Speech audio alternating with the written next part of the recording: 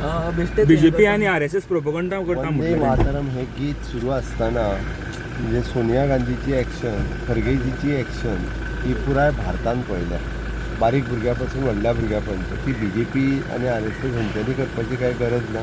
ताजेर social media आनी बाकीचे हेजेर कमेंट्स कितें येयल्या सगळ्या देशाक खबर आहा. त्या खातीर ती कितें सांगूंक सोदताली हें आमकां BJPन वेगळें सांगपाची गरज ना, तें जगान पळयलां.